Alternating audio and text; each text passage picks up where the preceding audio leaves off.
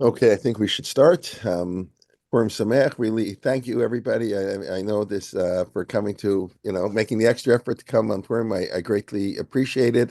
As I explained last week, I think it's nice. We should have Torah, of course, every day, but especially on Purim, as we're going to discuss. That's sort of our topic today, receiving the Torah on Purim. Purim is viewed in rabbinic literature for some strange reason. That's the day the Jewish people reaccepted the Torah. So, how can we not have a little bit of learning? But I do appreciate, I know people are busy. So I said, we'll make this year perhaps a little shorter and happy to answer questions, etc. Okay. Um, all right, hope you listen. This should be, I think, in many ways, I don't know if it's more important to celebrate Purim with everything going on in the world. I actually think, as everybody knows, I live in Toronto, and probably not as everybody knows, in about an hour, no, in about 45 minutes, the 24th Prime Minister in the history of Canada is going to be sworn in. Mark Carney is going to become our new Prime Minister at 11 a.m. this morning. And Rideau Hall, the Governor General, whatever, how it works here. And I just find that kind of interesting that we're getting a new prime minister on Purim. There has to be a connection there for sure. But okay. Anyways, so I want to start with discussing the question of why we don't say Hallel on Purim. So we'll do the Gemara in a second, but I'll throw it out there. Purim, we say Hallel on Rosh Chodesh, which is not really a holiday, and we say it. In every law, we don't say Rosh Hashanah Yom Kippur because there's too much fear and awe. But why don't we say Hallel on Purim? What reasons do you remember learning? Somebody, anybody, nobody. Okay, so let's take a look at the Gemara. The Gemara actually is going to give three reasons why we don't say hello. We're going to discuss, I guess, we'll see. Two of them for startings. Okay, so this is Gemara in Masechet Megillah, and the Gemara wants to know, the Gemara is discussing the Purim story. So we'll start here. Tana Rabbanan, our rabbis taught, Arvim Vishmona Nevi'im V'Sheva Nevi'ot Nitnabu Lem L'Yisrael. There are 48 male prophets and 7 female prophets who prophesied on behalf of the Jewish people. The true matter, the Gemara says there was Kiflayim Kiyotze Mitzrayim. I love that expression. Kiflayim, Kefel, double, Kiyotze Mitzrayim. Double the amount of people left Egypt had prophets, but 99.999% of them were irrelevant for Jewish history. They prophesied it was important for that generation, but the Torah is a book of current events. Anything written in Torah has to apply for all time. So only 55 of the prophets had prophecies that are relevant beyond their lifetime. That's really but here the Gemara is referring to the 48 and the 7. And the only thing they added to the Torah, it's already something strange. You're not allowed to add to the Torah. They just interpreted the Torah, or the role of the prophet is not to be a halachic expert to interpret Torah. The role is to be God's spokesperson, to give the message of God. A Navi means a spokesperson. Aron achicha yeh naviyecha. The first time the word Navi is used in the Chumash, I believe, is when God tells Moshe. Moshe doesn't want to go to Paro. He can't speak. Aaron will be your Naviyacha. Aaron will be your Navi. He'll be your spokesperson. So Navi is a spokesperson of God. But they did add one thing. They added Purim. So the Gemara says, how could they do that? So it said, very simple. They don't need any verses. Mame abdut lecherut. When we left Egypt, we went from slavery to freedom, but our lives were not in danger. The Egyptians were not killing us. They fed us, nothing. Amrina and Shira, and yet we have to say Hallel. Mimita l'chaim. On Purim, we were going to get killed, genocide. The miracle of Purim, the salvation of Purim is so much greater than Pesach. So, of course, we have to make it a holiday. So the Gemara says, okay, I hear you. Ihachi halal name, halal nami nema. So why don't we say halal? What kind of a holiday without halal? So the Gemara gives the first reason we're going to ignore for now, I guess, because we all live here, and the very Zionistic reason we have to at one point come back to that. We don't say Hallel when a miracle happens outside of Israel. Not for now. Just you put it in the back of your brain. So the Gemara says, okay, what about Egypt? Okay, it obviously before we got to the land of Israel, all the Pesach, Shavuos, and Sukkot all happened outside of Israel. But obviously that doesn't count. It means once we arrived in the land of Israel. Okay, Rav Nachman says no. He said different reason. Kriyata zu halila. We do say Hallel. You missed it. When you went to the Megillah this morning, you were actually saying Hallel. The mitzvah kriyata, the Megillah is a form of Hallel, and that's why the Meiri writes that if you're on a desert island before Zoom or whatever, and you don't have a Megillah with you, you actually say Hallel. If you don't have access to a Megillat Esther, you say Hallel because Hallel, Megillah is just an extra Hallel. Rava says no. Rava gives a different reason. Bishlam, I understand. In Hallel we say Hallelu Avdei Hashem, right? Hallelu, where we praise that we're servants for God. V'lo Avdei Paro. We don't have to serve Paro anymore. But here, Hallelu Hashem v'lo Avdei Achashverosh. Are we no longer servants of Achashverosh? Akate Avdei Achashverosh anan. When the story of the Megillah ends, we're still slaves to Achashverosh. Nothing happened on Purim. There's no reason to say Hallel. We're still slaves to Achashverosh. Now, what's the difference between these two reasons? Whether we say Hallel, the Megillah is a form of Hallel, or we don't say Hallel because, nothing really happened. How does the last chapter of the Megillah end? I should actually pull it out, right? How does chapter 10? Let's just see it. I mean, I know you all heard it and everything. Just let me go. I didn't put it. It will take me half a second. But let's just, if I can get to my screen here, which is, I don't know why this is doing that, but okay, Megillah, okay, Esther, chapter 10, Sepharia, okay. So here we go. So chapter 10, I remember when I was in Yeshiva at Hakotel, Rabbi Dar said that this is how the Megillah ends. When in shul this morning, they started clapping like for Haman, He put taxes on the people. And you want to read about Mordechai? He's in the Persian history books. Read the Persian history. Persian history books must be very boring because when Achashverosh couldn't sleep, he said, "Bring me the Persian history books." So obviously they were pretty boring. But okay, you want to read about Mordechai? Go there. And that's how the Megillah. What in the world is this doing here? So that's what the Gemara is saying. The Megillah means Vayhivi me Achashverosh. Achashverosh lowers the taxes. If you notice, when he appoints the new, it's like so political, so current. He lowers the taxes when he appoints Esther. That's what it says. He didn't put any tariffs on any of the provinces, and if you didn't get that one, you're not following the news. And it's Purim today, and then at the end he raises taxes. So there's nothing to say Hallel about. Now these two disputes, really, you understand? This is to me, this is a fundamental dispute. Is Purim the greatest holiday of the year or the least important holiday of the year?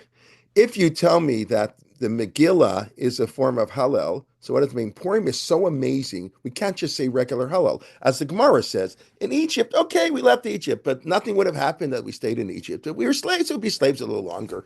Our life wasn't in danger, and we still say Hallel. And we crossed the sea, we say as Yashir. So how much Purim is amazing. Purim is the most amazing holiday, and we can't suffice by just saying regular Hallel. Got to have a special Hallel. That's the first reason. The other reason, nothing happened on Purim. Purim's a nothing holiday. The Megillah starts off, the Jews are living under Achashverosh. There was a plot of genocide, and it didn't happen. Okay, great. So every time a non-Jew wants to kill us and he doesn't succeed, we're going to make a big holiday. Nothing happened. The Megillah ends, we're paying taxes, and so we're not going to make this is really a fundamental dispute, I think, which I haven't heard it expressed this way. So, but this is how I understand the dispute. It's a totally different understanding of Purim. Now, the reason why we say we're still slaves to Achashverosh, why we can focus that the Megillah, tell me what's religious about Megillat Esther. Like if you were walking on the street and you didn't know anything, and you picked up a Megillat Esther and you read it. It's a cool book, partying and getting drunk and beauty pageants and like, what's Jewish about Megillat Esther? Anything, Zev? You want to say something? Kind to the poor. I'm sorry. So at the end, right? Mordechai says, "We're so happy. We're going to give gifts to the poor." Although, by the way, that's only the second time. When the first time it just says Mishloach Manot Ish L'Re'eu. The second time when he says to celebrate, they add in Matanot L'Avionim. That's actually interesting. Okay, so that's something Jewish. Although I don't have to tell you that's not distinctively Jewish.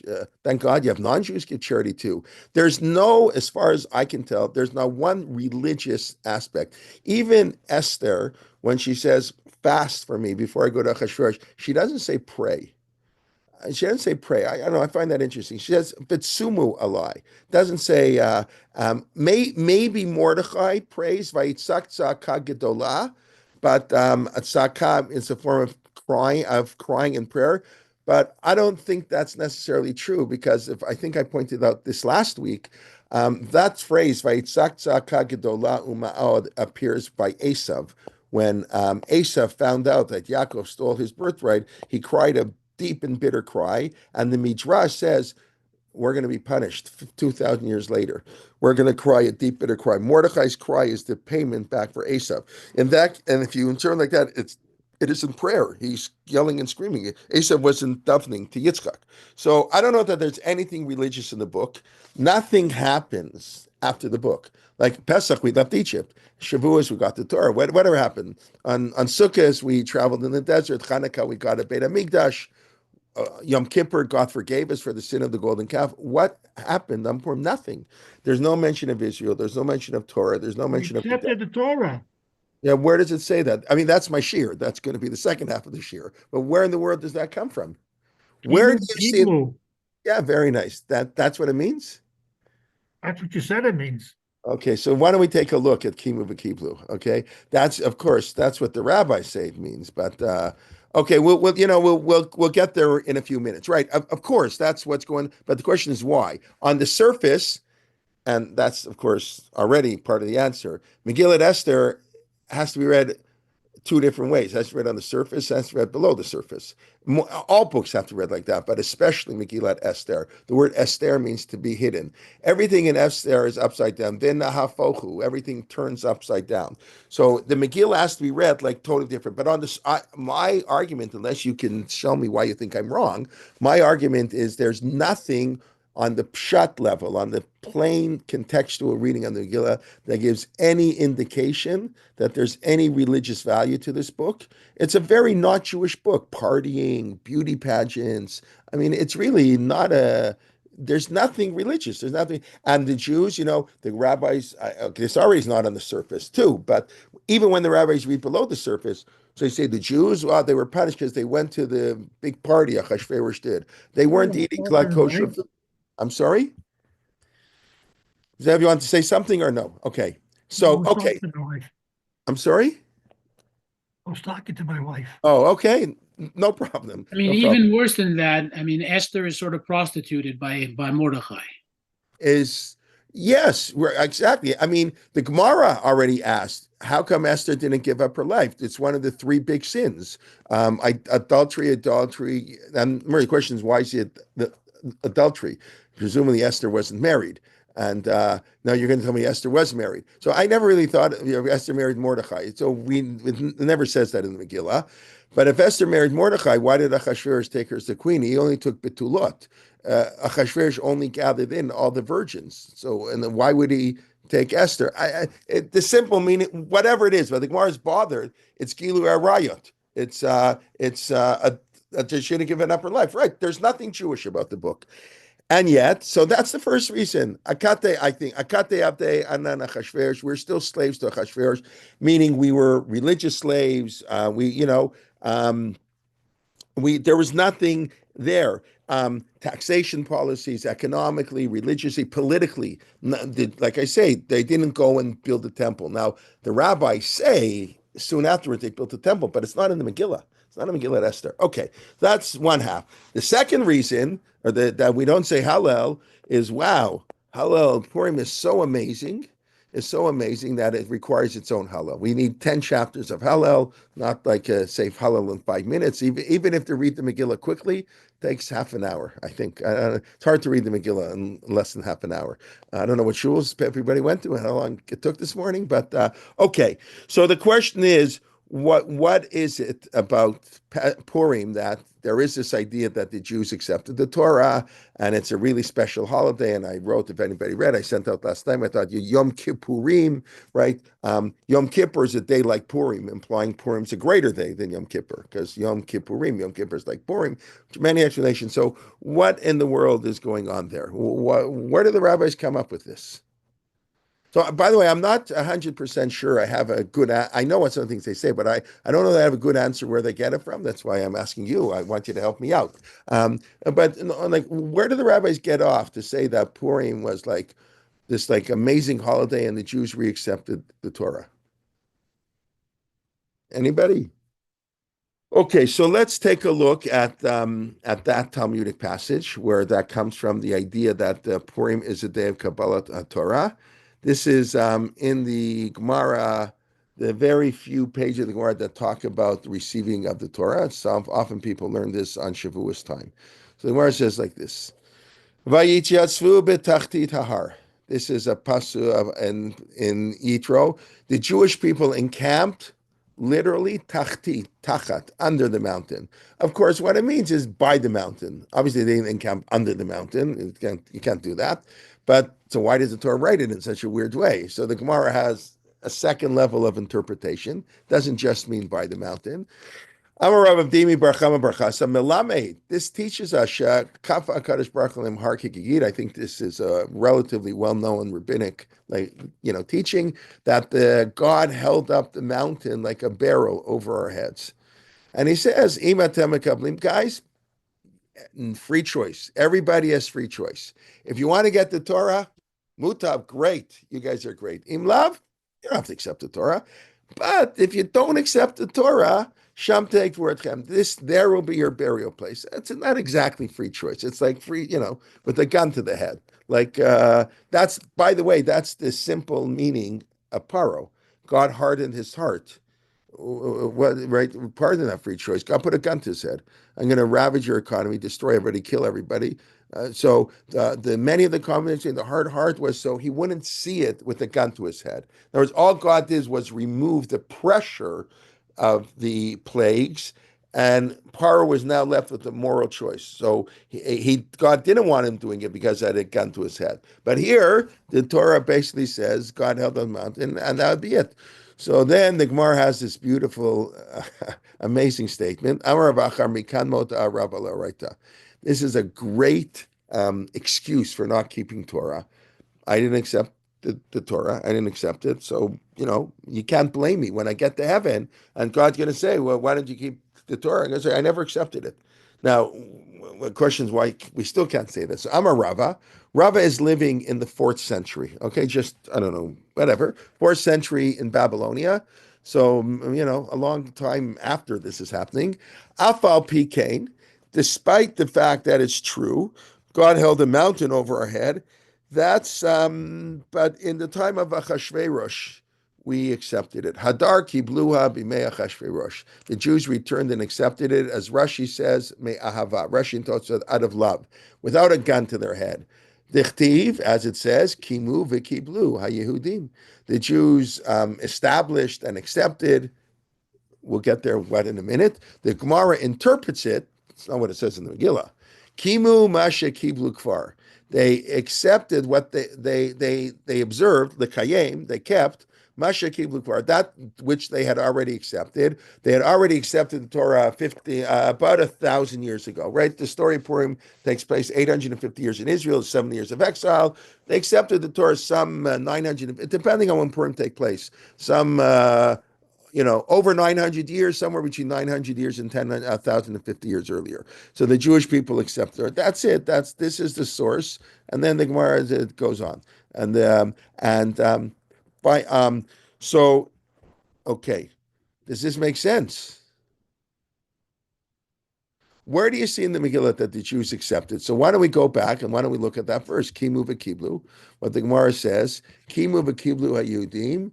That was, I guess, right here. I believe that's in right here before that. I didn't actually put this in here. Yeah, here it is. So if you read the 9th chapter, it's a little bit, it takes time for Purim to get, established. By the way, if you want to look what Mordechai wanted, Mordechai says that they should keep Purim for 2 days. Everybody should keep Purim for 2 days. Where does it say that? I know he said that here. It was there. No, it's earlier. If I don't find it right away, I'll skip it. But I know Mordechai's idea was to keep it for 2 days. Okay, here, okay. Vayichtom Mordechai, yeah, here. Likayem aleihem liyot osim et yom 14 l'chodesh adar v'et yom 15 bo b'chol shana v'shana. So Mordechai wanted everybody, look here, to accept Purim on the 14th and on the 15th, b'chol shana v'shana, every year. Purim is meant as a 2-day holiday, whether you have a walled city, no walled city. That's not what happened. But that's what Mordechai wanted. And then the Jews accepted it, right? What he wanted, what Mordechai had written, and we tell the story again, and we call it Purim because he threw lots. And then this is, the Gemara says, Kimu v'kiblu yitim zar amelim v'imelo yavor, liyodos yimeshnei mimela. The Jewish people accepted to keep Purim for 2 days, which they, obviously, that's not so true. We don't keep it for, some people, nobody keeps it for 2 days unless you go to Tel Aviv on the 14th and you travel, so make it for 2 days. So the kimu v'kiblu has nothing to do with accepting of the Torah, clearly. It's not the simple meaning. The kimu v'kiblu is, there's this back and forth. The wall cities did this, they did that. So Mordechai established it as a 2-day holiday. We Jews have to celebrate everywhere that the Jews in Shushan had an extra day. They party. Everybody should read. We don't only celebrate what happens in your town. We celebrate as a Jewish people, and therefore everybody has to celebrate for 2 days. And that is what the Jewish people accepted upon themselves, on their zera, on their children, and everybody connected to them. It shall not pass. That's where the Rambam gets this idea that Purim will always be a holiday. We discussed a couple of weeks ago or last week that in the future all the holidays will be abolished except Purim. The lo yavor will never pass. But we don't actually do it the way Mordechai said. And then the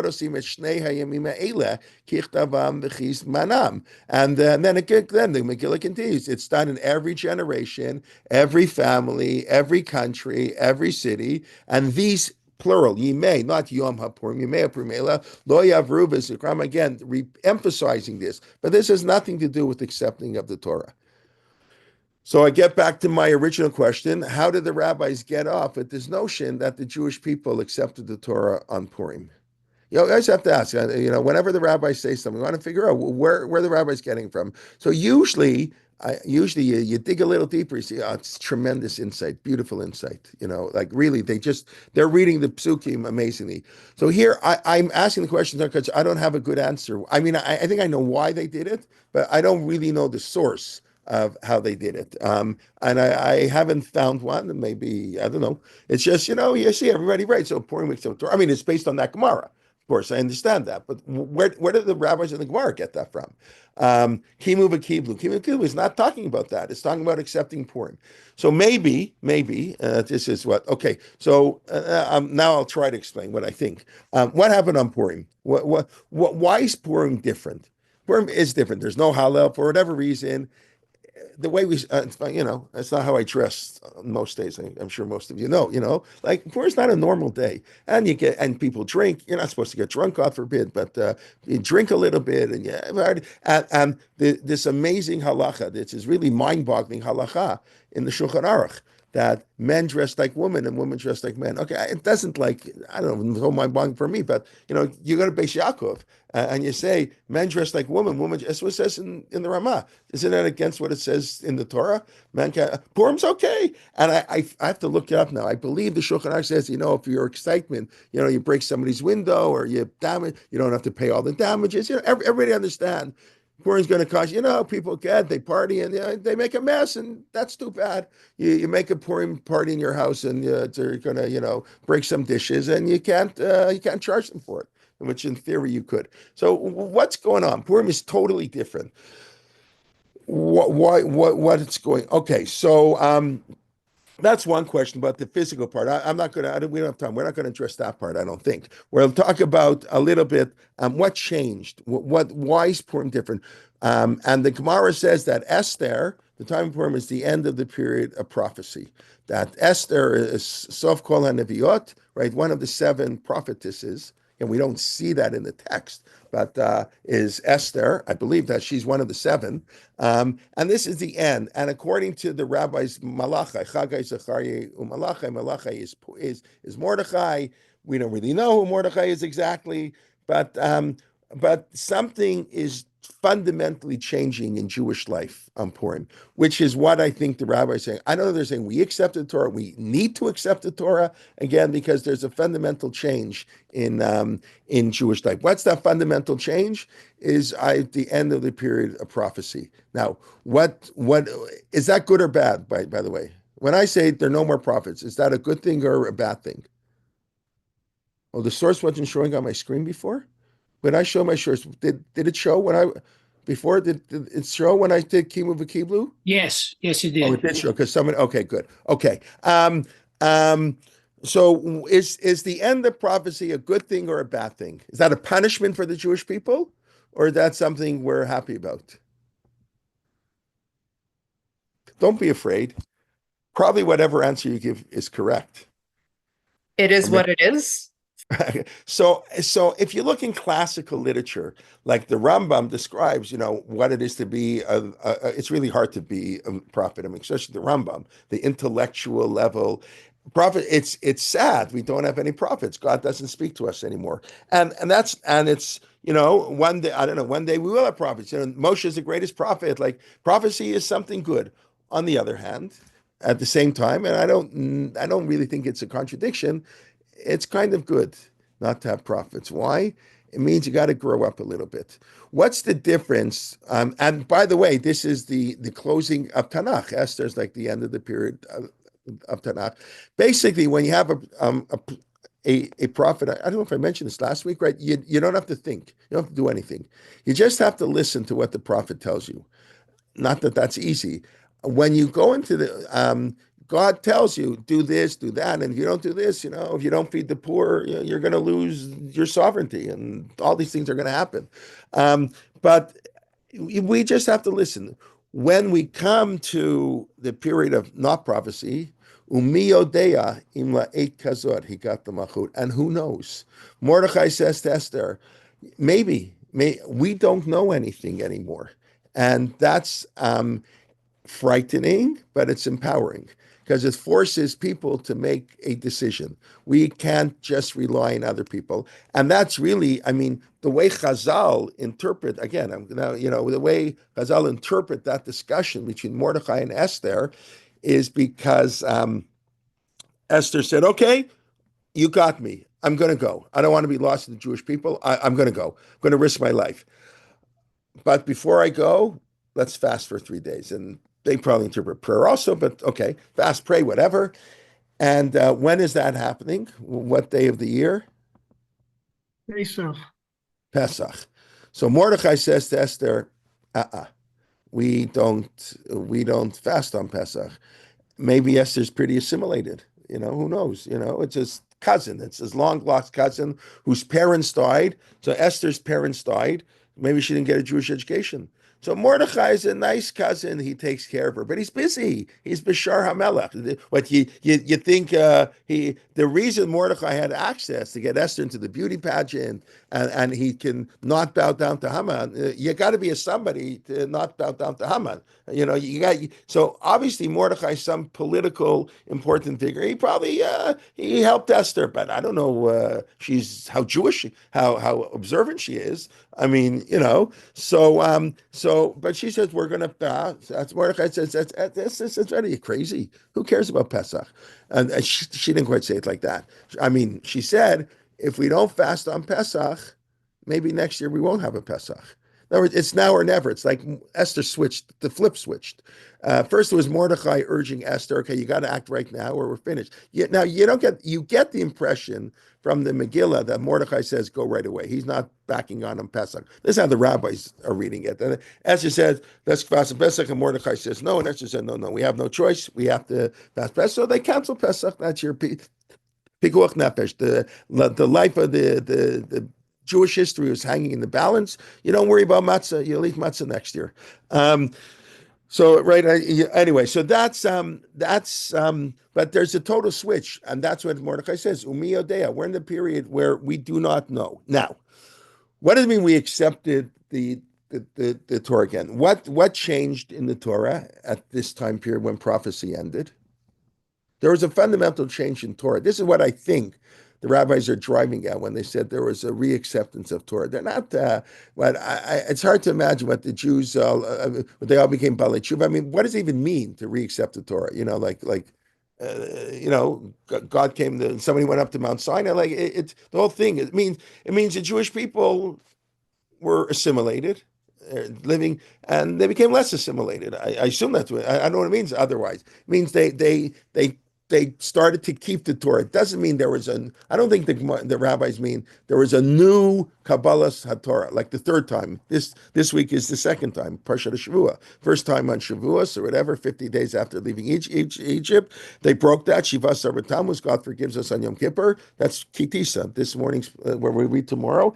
And then there was a third, no, there wasn't that third reacceptance of the Torah. It means the Jewish people became more observant in the story. So that's already okay. So they accept Torah. And everybody has to reaccept the Torah. I think what the rabbis are saying is Purim is the template for Jewish life when prophecy ends. It's a template for Jewish life in the exile, which we are living in Purim for the last 2,500 years. I don't know if anybody saw. Somebody sent me yesterday. I don't know what to think of it exactly, but because they had a T-shirt, with their Sarah B'nai Haman. So it says Nasrallah, Deif, Sinwar, and it had the list of 10 terrorists that eliminated, Aseret, B'nai Hamas, and Purim Fest 2025. So the idea of Purim didn't happen 2,600 years ago. I mean, it did, but it happens every generation. And that's why I mentioned the Megillah has no context. The Megillah, you don't know when it's happening, and that's on purpose. Everything is hidden. It's all, every generation has its new Purim. So I think what the rabbis are saying is we're entering a new period of Jewish life. You don't have prophets anymore. You got to figure it out on your own. You got to work hard. You got to figure it on your own and that's, apply the Torah to your generation. That's what it means to reaccept Torah. Now, what happened? This is the beginning of the Torah Sheba'al Peh. Up until Esther, it's all Torah Shebichtav. We don't have any Torah Sheba'al Peh. I mean, if you look in Tanakh, how did people keep Shabbat in Tanakh? So the simple answer is not very well. You read through Tanakh. That's one of the things why people don't learn Tanakh, like in the yeshiva world, because the Jews are too not religious. Like the whole Tanakh, and Esther, they're not religious, and Yoshua and Shoftim and Shmuel. Are you kidding? Half the kings, 3/4 of the kings are doing idol worship. The Baal. I mean, this is the Jews were very far removed from religious life. And the kings were not, Yeravam prevented Jews from going to Jerusalem, put up blockades. I mean, this is like unbelievable. So, but it was, you had the written law. Now, Purim marks the new stage in Jewish history. Prophecy is over. We don't exactly know, and we have to figure out what to do, and we have to apply the Torah in every generation. When the rabbis say every day the Torah should be like new to you. So the standard explanation is Torah should be exciting and new. You play with the same toy every day, you get bored of it. So every day there's new excitement. But the Torah can only be new and exciting if it's actually new and exciting. And what does it mean it's new and exciting? How are we going to apply Torah to stem cell research and all the AI can use a electric car on Shabbos, a battery driven car. Wow. So we're that's you beinecha kechadashim. And every day, every generation, there's new applications of Torah, and that's what Purim is all about. And that means we have to re-accept Torah, and we have to do it out of love. We have to. Nobody holds a gun to our head. Nobody forces you anymore to keep Torah. We do it willingly, and this is, like I say, this marks the development of the oral law and the period eventually leading to the Mishnah. It's slowly, but remember, this is according to Chazal. I think now I should double check if you remember, but I'm pretty sure Mordechai is one of the members of the Anshe Knesset Hagdolah. Is that correct? I forgot to look that up, but I'm pretty sure Mordechai is one of the members, founding members. Ezra, but if not, no. Yeah, it because the Gemara, here, let's go back to the last verse in Megillah. Just give me, it says, the last verse in the Megillah that says Mordechai was a very beloved person. Ki Mordechai Yudi Mishneh Melech Achashverosh. He working for Achashverosh. The Gadol Ratzui Ravachav. Most, he won. He would have won the election. He got a majority, and the Gemara is like bothered by that. Got a majority. Majority, like 62% of the Jewish people liked Mordechai. Ratzui Lerov Achav, the majority, and the rabbis say, you know what? The members of the Sanhedrin, his rabbinic colleagues, they separated from him. Mordechai became a politician. He became a Chashverosh. He's creating problems. He's public displays. It's not got to be quiet in the shtetl. We can't make noise. Got to be quiet. And Mordechai's making noise. So they don't like him. But this is the new, again, what's the proper approach? We don't know what the proper approach is. It the Mordechai approach or the passive approach? And these debates happen all the time. So this is what changed in Purim. Now, we know, of course, and now we're going to see why Purim is the greatest of holidays, right? What's more important, the oral law or the written law? What's more important, Torah Shebechtav or Torah Shebal Peh? Written law. Anybody agree? There wouldn't be an oral law without a written law. So the basis of the oral law is the written law. That I agree. But what's more important? We live our life according to the oral law or the written law? Oral. The oral. Yeah, see, it depends how you phrase the question, of course. The written law, if you're a Karaite, the written law is more important. But if you're a rabbinate, then the rabbinite, whatever the word is, the oral law is much more important. And what happens when the oral law and the written law contradict each other? What do we follow? Oral. Oral law. Yeah, why? And are we right? Does that mean that we're right? It doesn't mean we're right. That's the famous story of Tanur Shalach Nai, that God said, you guys are wrong. And Rabbi Yeshua says, God, you stay out of this. For the first 1,000 years, you can tell us. You tell Yeshayahu what you want. That's over, God. You took away prophecy. Torah lo b'shamayim. Torah's not in heaven. We decide the Torah. I don't care if we're right or wrong. It's now our Torah. And we now obviously it doesn't mean do what you want. I don't want to, but that is the idea that it's up to us. The oral law is much more important, even if it's wrong. It doesn't matter. Doesn't matter. That's the way the rules work. You cannot. We have no other system. And what is here? I'll show this to you. We quoted before. I don't know if I ever showed you. I think it's just nice to see inside. So that's we won't go through the whole story, but the famous story of the oven, and he brought all kinds. Rabbi Lezer brought all kinds of proof. I'll just show the last one. If the halach is in accordance with my opinion, if I'm right, mina shemaim yochichu, they should prove it from heaven. Yatzta bakol, heavenly came out voice and said, "What are you bucking Rabbi Lezer? Of course he's right. Shalacha kamota b'chol makom. He's always right. God said." Rabbi Lezer is always right. Why are you disagreeing with him? And Amad Rabbi Shumrak Lav, and Yeshua, like he got mad, like he stood up, like Achashverosh. By Yakama, what does it say? Achashverosh got up because he was so angry, and he went out to the Ginat Bitan, right? And he get up, Lo b'shamayim, God, you stay out of it. My Lo b'shamayim, Kvar nitnat Torah mihar Sinai. Torah was given. We don't listen to heavenly voices because it says Acharei Rabim. We follow the majority. Is the majority always right? No, of course the majority is not always right, but we have no choice.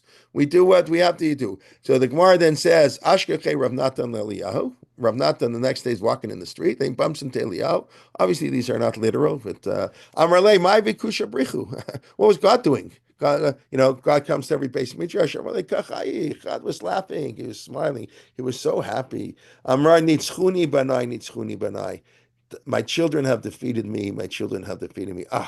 I'm proud of my children. They figured it on their own. I don't agree with what they did, but the fact that they did it with sincerity and caring and they took it so seriously, that's beautiful. They don't have to agree with me. The child doesn't have to always follow what their parent says. My children have tried me. My children tried me. Of course, what's the other meaning of nitzchuni banai? What does netzach mean? Eternity. My children have made me eternal. Unless you work on the Torah, unless you apply the Torah into every situation, Torah's going to die. It's going to atrophy and whatever. Though, right? Nitzchuni banai, you have made me permanent. My children have made my Torah permanent by applying, and that's what halacha is. I always say people say halacha never changes. Anybody knows anything about halacha knows that is false. It's a good political argument. We're having polemics against the conservative movement. So people say we don't change halacha. It's totally not true. We change halacha all the time. That's why you have a Mishnah Berurah. If we didn't have to change the halacha, all you need is a Shulchan Aruch. What do you need a Mishnah Berurah for? We need any of these books for? Every page. Just change all the time. What never changes is Torah never changes. That's true. The Torah cannot change. That's our belief. Torah is a description of God, and God doesn't change. God is permanent, eternal, so the Torah doesn't change. But halacha is not Torah. The halacha is the application of Torah to life. Well, life changes. So you have two components you put in. You put in Torah and you put in life.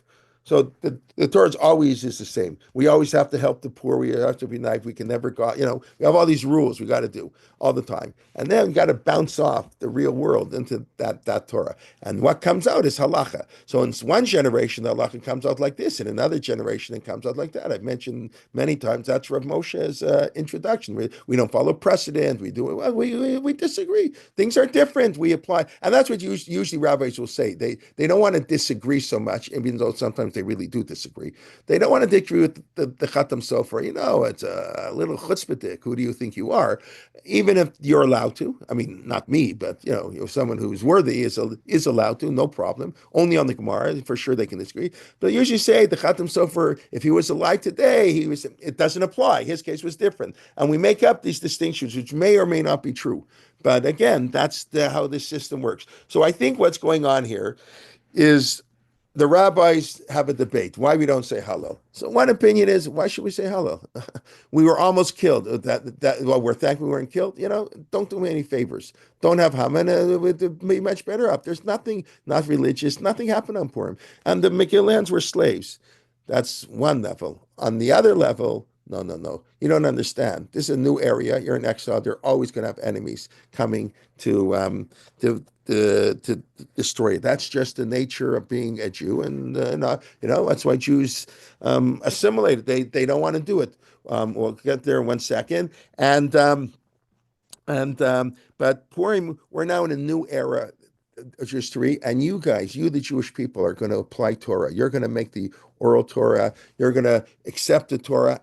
Miodea, you may not be right, but that's okay. That's okay, because this is what Purim is all about. How do we apply Torah when we left the land of Israel? We left prophecy, right? We're in exile. And, still, that's really what the Torah is about. Now, what's interesting, of course, see, Pesach, just with this. Pesach, it's very easy to recognize God. Purim, of course, what would he say? God's name isn't mentioned, right? It's this new era. God is hidden, but we believe God is there. He's just hidden. You have to find him. So right behind the scenes, God, right? That's why Hamelach. I mentioned. I asked my son and my daughter. Does anybody in your shul? I actually named the Megillah at night. Whatever. That's what I'm doing for a number of years at the old age home. Whatever. So I always do it the 6th parak, like Balaylahu, Nadadash, Nad Hamelach. Right? Does any of your Megillah people do that? Am I the only one here? No, Anybody? ours do too. I'm sorry? Ours do too. Good. I'm happy to hear that because so why do we do that? Because we say that's Rosh Hashanah. Hamelech, the king couldn't sleep. Which king couldn't sleep? God couldn't sleep. So God is behind the scenes. Now to recognize God, that's a much higher level. That's much greater. Wow, that's amazing. We can see God when God is hidden, and then we try to figure out what does God want from us, and we do our best, and that's amazing. And of course, it's not a coincidence that the story of Purim takes place on Pesach. In other words, the 3 day fast and Haman throws like the whole story of Purim, the essence of the story, the bulk of the story is taking place on Pesach, and that's not a, a coincidence. There are 2 ways to recognize God: to recognize when God does miracles and He passes over our home, and but that's not what the Gemara wants. God doesn't want to hold our mountain. Obviously, you accept God; He holds a mountain. Yeah, if He splits the sea in front of you, of course, but that's not what we want. We want the Jewish people to accept the Torah out of love because they really want to do it. So I think that's what the rabbis had in mind, and that's why on the level Purim is greater than Yom Kippur. It's not really greater than Yom Kippur, of course. Obviously, it's a rabbinic holiday, but the idea of Purim is there is a fundamental change which we don't have by any other holiday. Well, okay, in other words, the Gemara says it's more than Pesach. Pesach, we left freedom to from slavery to freedom. Purim, we go from life to death. So, of course, that's meant on the physical level, but in a certain sense, it's on a spiritual level, where we have a totally new Torah Chaim. We're going from a new way of understanding Torah. And that's, I think, what the rabbis mean. It's not like there was some ceremony and the Jews got together and we accepted the Torah. This is when the Anshe Knesset Hagdolah began. And this is the revival of Jewish life. And that's why they call the Anshe Knesset Hagdolah, because they revived Jewish life. And they started putting in brachot and kiddush and amida and damning. The patterns of Jewish life all began to change. And this is great. And in every generation, we have to apply that. So I think that's a little bit what's going on the important debate about whether to say Hallel. It's not some little debate. Nothing happened, so don't say Hallel or Kriyas Megillah. We have its own special Hallel. Because this represents a fundamental dispute. Do we look at Purim at the surface? Do we look at Purim on the surface? What we didn't discuss, have to leave for next year, please God, is what about the third opinion? Now we don't say Hallel because it didn't happen in Israel. So that's another shiur. But okay, I said we'll do a little bit earlier. I know people are busy, even though we changed clock. I really do greatly appreciate people coming. I think it's wonderful, and thank you very much. It's very nice, and we should have a ora b'simcha b'sasam vikar for the Jewish people. We need v'nafochu in a positive way. It's good things. Just let me see any quick questions. As Esther was an orphan and lived with Mordecai, shouldn't she be familiar with ritual law? So that's what I was saying. So we don't know. We don't really know, because one of the things about Israel, a peep into the other shiur is maybe why is Mordecai living in Persia? Why didn't he go to Israel? In other words, almost by definition, I mean, we can talk to ourselves, or to me, I don't know. Almost by definition, Cyrus the Great has given permission for the Jews to go back. Well, what are the Jews living in Persia for? So it's unclear how religious they are, but it's what I said. Mordecai was a very busy guy, and maybe she didn't know. Maybe, but we don't know, because the servant of Megillah tells nothing. There's no ritual law. There's nothing there. It's parting. So we really don't know. And we know Esther is not a Jewish name. She called Hadassah once, but I don't know. So that's interesting. It was written and then oral. I'm not sure what you're referring to. The Torah was written, yeah, but Megillat Esther. And by the way, there's a debate. It's a similar debate. Should Megillat Esther be included in Tanakh? And this is, back and forth. Obviously, it was included, but Kitvuni Litorot, that was a Yoshua Bachrak. It's one of the early books on Megillat Esther, a fantastic book, going through the Mikorot and Chazal, pasuk by pasuk, really through Chazal, very interesting.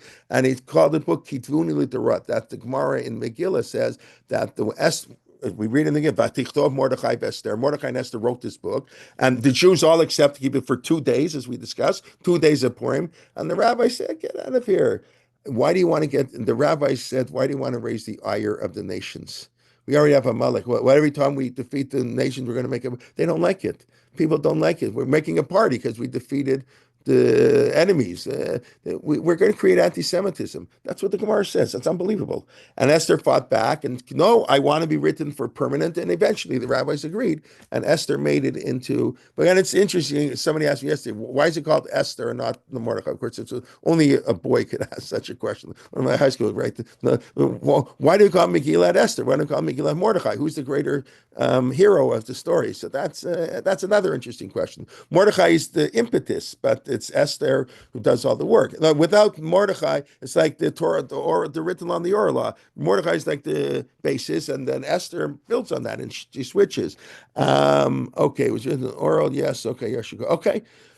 All right, everybody, Purim Sameach. Please, God, next week back to 9:15 on the Siddur. I'll put out either, I don't know if I'll send it out today or at the beginning of next week, our Pesach learning series. We have about 10, 11 shiurim lined up already. I'm looking maybe for one or two more to add, but really should be a wonderful program. Purim begins on Shloshim Yom Kodem Chag. 30 days before Pesach, you have to start learning Hilchot Pesach, and 30 days before Pesach, of course, is Purim, and that's why the connection again between Purim and Pesach, it's one and the same. One God is manifest, prophecy, God is all over the place, and one God is totally hidden, but it has to be connected. They're flip sides of the same coin, and that's why I'll end. I think I mentioned, I picked up from a friend of mine who reads the Megillah. I love this, the last pasuk of the Megillah. He reads, Ki Mishnah, Ki Mordechai Hayudi Mishnah LeMelech Achashverosh Veratzu Lerovecha. I think it's such a beautiful thing. Maybe it gets people nervous. They have to start cleaning, but don't clean too much. But anyways, okay. Rabbi Liebtag will be on Sunday, as far as I know, because Benny Gesundheit is not giving a shiur on Sunday. On Yerushalayim, it is Purim, but outside, of course, it isn't. And we have a regular shiurim next week. Yosef Lindell, of course, started the series on the Agada, and we should be Sason v'Simcha, and there should be a good Purim for the Jewish people. Okay, thank you very much for coming. Jay, Yes, Ev. Yes. is there any specific time that you have to wait till to make the pseudo sport? Or can you make it for You can have it now if you want. Absolutely. anytime? Yeah, we can do it right now. I mean, some say you should do before Chatzot, even finish before Chatzot. Yeah, now's the if you want. I mean, now's the perfect time. I Yeah. know you can't eat it too late before Shabbos, but Right. Can't do it too how late. No, early can you as go? long as it's in the day. It can't be at night, but Sudat Purim can be. It could have it at 7:00 this morning, not 7. Okay. Thank you. It doesn't till later. Shabbat Okay. shalom. Shabbat shalom, everybody. Thank you. Thank you. Shabbat shalom. Shabbat shalom. Thank you. Shabbat shalom. Marty, how are you? I wanted to, but one of the things I discovered that I was reading Eric Fox's book on Esther yesterday.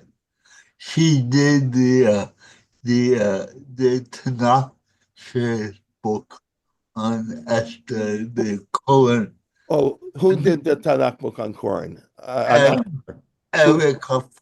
Oh, Erica Brown. I have not read the book. Erica Brown has a book on Esther. I did not know that. I know she has a book.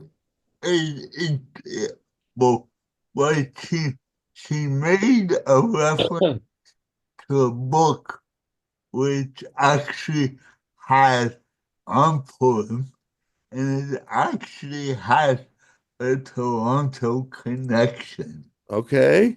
It was a book, I think, Purim in the Middle Ages or something. I'm not familiar. And you want to email me some information? I'm not familiar with this. And the author is, do you know Barry Wolfish? Sure, Barry. I don't know him personally. Barry Wolfish was the librarian at University of Toronto for a long time. Yeah, he wrote a book on Purim. I'm friendly with his cousin. I know of Barry Wolfish. I think he was living in Hamilton. I don't know, but yeah. I think he never did it from Ottawa. I met him. Well, maybe I don't know. I know he worked as he's a big biblio. But he wrote a book on Purim. Oh. No, there are lots of books on Purim. What I said today, it's sort of my own a little bit, if I can say that. Like it's based on me, but I haven't seen this idea the way I express it anywhere else, really. But even this idea that the two reasons for that it could be it's out there. I just haven't seen it. But to me, when I read about the two regions, we don't say hello. To me, that's like you always ask, well, why are they arguing? Like, who cares? We don't say hello. Who cares? This reason, that reason. But it's a fundamental argument, I think. I mean, it's a nothing holiday. Wow, we made a special book out of it. We don't have a special. Okay, the Seder we have a special book. Pesach's important. We don't have a special book for other holidays. Anyways, I do have to run the chat actually also for Purim. So anyways, nice to see you. Shabbat Shalom, Purim Samech. Thank you. Thank you, Marty. Okay, we'll see you next week, please God. Thank you.